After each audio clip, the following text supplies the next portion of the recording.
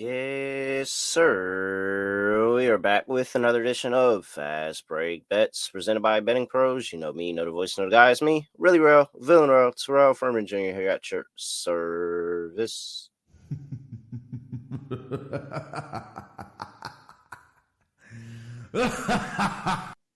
Excuse my lack of enthusiasm today, as it was a horrible, horrible day. So it's really nothing to be excited about. Probably going to hear about that. Nothing can go right. Let's start with this. How about if you sweep it out? What's the point? I can't do anything right. You'll do fine.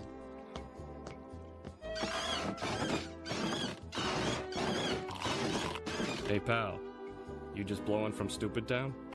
Yep, absolutely. Nothing went right in the NBA. I mean, nothing at all. Granted, I had a lot going in that Clippers game, but still, let's talk about it. So we had Cavs first half money line. That didn't come through. The Cleveland Cavaliers couldn't hit anything in that first half, really first quarter, and that just kind of set the tone for the rest of the game.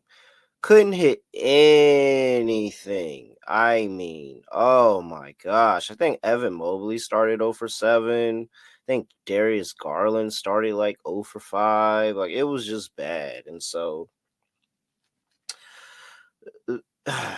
I also think it's funny how listeners have now started to understand the little quirks about me, because shout out to the guy who was listening to me on another show and was like, wait, Sorrel, you took Cavs first half money line on fast break bets. Don't take it on this other show either. That's bad juju. And I immediately was like, oh yeah, I did do that. Okay, I can't do that again. Nonetheless, it still didn't hit, so I guess it really didn't matter. But I was thinking about that. I was like, man, I'm really glad that I didn't double lock up Cavs first half money line on both shows. All right. And you know what? Now I realize as well that I made my dog on that show Zubat to go over 30 PR.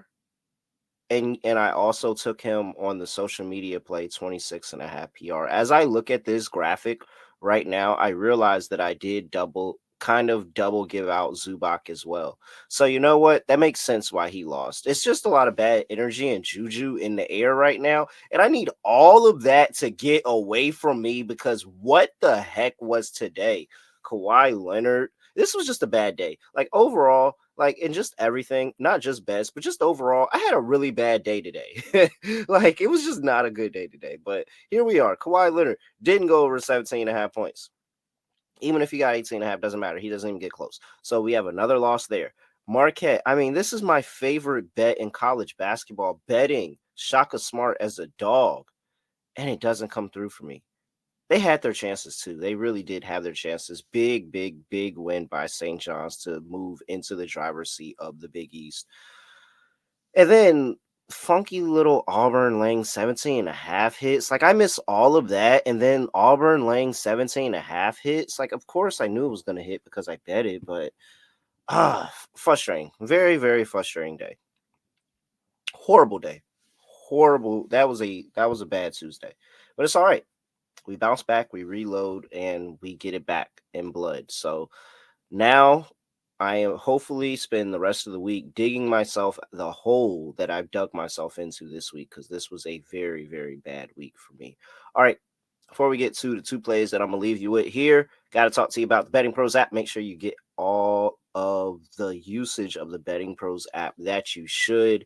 You can go over there and lock in and get some player prop picks, game picks. When I'm doing better, you can look and see what I'm doing. Actually, you can still go up there and see what I'm betting if you search my name and give me a follow over there.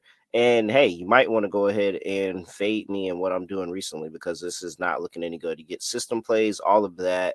And they have the bet of the day as well for me and other analysts that you can go up there. It's kind of like a social media feed. So just go through there and check out the Betting Pros app. You have so many tools, so many things. And hopefully these tools can get me out of this hole that I've dug myself into. So I'm really, really locking into the Betting Pros app tools here. You should be doing the same. Track all your bets in one place with that Betting Pros app over there in the App Store, Google Play Store, wherever you get your app store. All right, let's get into this. We've got two here for you today. I need to get back going. And when I really just kind of lose confidence in the plays that I'm giving out because I just can't get anything right consistently, I just go back to the teams that I feel comfortable with. And right now, the Memphis Grizzlies are going on the road to play Toronto Raptors. Grizzlies are laying 7.5. I'm not going to lie, this line is moving as I'm talking. 241 is the total. So Toronto has been good recently. If you look at recent form, both of these two teams, Toronto's 8-2 in their last 10 games against the spread. The Memphis Grizzlies are 6-3-1 in their last 10 games against the spread. So you have that going for you. I think here what it is for me and this Memphis Grizzlies squad is that look at what the injuries have been over the course of the entire season for the Grizzlies. Shoot, even for this game tonight, let me run down what an injury report looks like the night before the game, not even the day of 9 a.m. injury report. Let's talk about what they have the night before the game for the Grizzlies. Desmond Bain is out with an ankle sprain.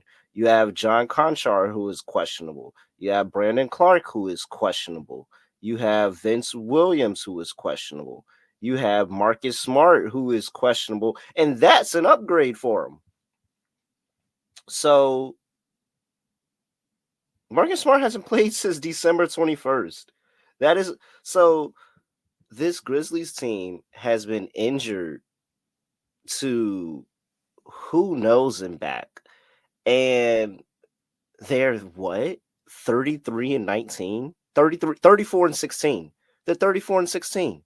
Like they continue to get it done. They continue to cover games over the course of the season. And I'm talking about these injuries have been going. I normally stick to shorter time frames, and I will share the shorter time frame of last 10 games, last 5 games type that. But 33-17 this season against the spread, and they've had injuries literally all season.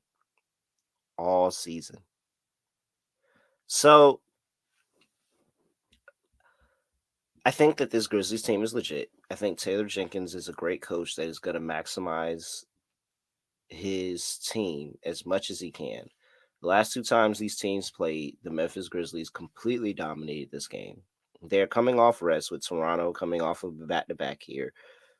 RJ Barrett did not play in that game against the Knicks. You had Jakob Poeltl, their big, who ended up leaving that game against the Knicks, so he's potential not to play. Chris Boucher did not play against the Knicks as well. So could still have some injuries. Boucher was on the sick report. Maybe he goes the second day, but RJ Barrett was in the concussion protocol. I don't think he's going to end up playing this game at all. So no RJ Barrett, who is one of their better, more consistent scorers here. Potentially, it looks like no Jakob Poeltl in this second game of the back-to-back after going out with the hip pointer. So they're losing size. It just feels like this Memphis Grizzlies team is deeper. They're better. They're better head coached. I think they can cover this number. I like it at 7.5. It looks like it's moving to 8. I do see some 8.5s out there already. So I still like it at 8.5 as well. I think this is a game Memphis can win by 10. And maybe Toronto is competitive in the game because Toronto's been really, really good over the last 10 games. Again, Toronto's 8 I understand Toronto's 8-2 ATS over their last 10 games. A lot of those teams, lesser competition. This is one of the best teams in the West, one of the best teams in the league, honestly. And I think they figure it out here. 15-8-1 on the road this season for the Memphis Grizzlies. Yeah, I like them to get it done again. I like Memphis here laying the points. Let's have a better day, and Memphis gets it done for us. All right, play number 2. Trusting good players in a slump. I'm gonna trust good players against bad teams. Victor Wembanyama is going up against the Atlanta Hawks here. The Atlanta Hawks have one big, and that's Onyeka Okongwu. 6'10", Onyeka Okongwu. No Clint Capella. Clint Capella's hurt. No Jalen Johnson. He's hurt. They're running out Larry Nance Jr. as well. I just don't think they're going to stop Wemby. What is the game plan for Vic? I would love to know what Quinn Snyder is telling his team about Victor Wembanyama and how they're going to slow him down. Are you saying Onyeka and Kongwu, are you just going to be able to try to hold him the whole game? That's not going to happen. I mean, I think Kongwu is a great player, but Wemby is generational. The size, the quickness of moving with the ball, especially when he gets moving off ball and he's able to start to create there for him and his teammates. I think rebounding is going to be dominant. This should be a really, really good Wemby game. So Wemby's points, assists, and that was about to be weird. Points, rebounds, and assists. Points, rebounds, and assist prop is at 40.5 here. He's been over 40.5 in 8 of his last 15 games. He's been over in his last 2. He had a little bit of a slump there in the middle, but it looks like he's started to come out of it. Like I said, over in his last 2 games of getting over this line. He's been over in his last 2 games against the Hawks as well. I don't think that they have an answer for him. I really, really don't. And they've let some big games up to some bigs recently. Albert Şengün had a pretty big game. Rudy Gobert had a big game compared to his standards. Jared Allen went over his prop. Jalen Duren went over his prop. So I think this is another spot where I'm going to see a big torch the Atlanta Hawks. And this time it's Wemby with how good he is. And I think that the Spurs actually win this game. So I think Wemby's going to be a big part of that. Betting Pros has his points, rebounds, and assist prop projected for 44.7.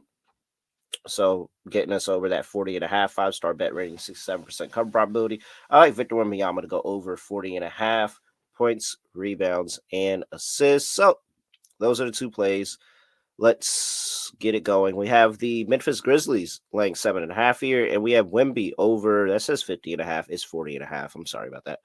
We have Wemby over 40.5 PRA, and the Grizzlies laying 7.5 here. I think those are the 2 solid plays. Hopefully, let's have a sweep. Let's get that going. I'll drop the social media play later. We'd love to get a lot of those units back yesterday in 3 good plays. So those are 2 that I have here. All right. With that, I'm at really real __. Give me a follow on X and give me a follow at BettingPros on X and TikTok at BettingPros NFL on Instagram and YouTube.com/BettingPros, where you can subscribe, like, comment, have a chance to win a autographed player jersey. We will be giving out a jersey for February. I just haven't gotten the jersey yet. So when I get it, we'll figure it out. Also, just a reminder, in case he doesn't know, Ryan, you won the Trae Young jersey. Make sure you go ahead and submit at mailbag at fantasypros.com, your proof subscription to the YouTube channel and your mailing address. So you have that for you, Ryan. Congratulations. All right. With that, hoping for a better day. Nothing else to say, nothing else to do. No other way of ending the podcast. Just going to like this. We are out of here.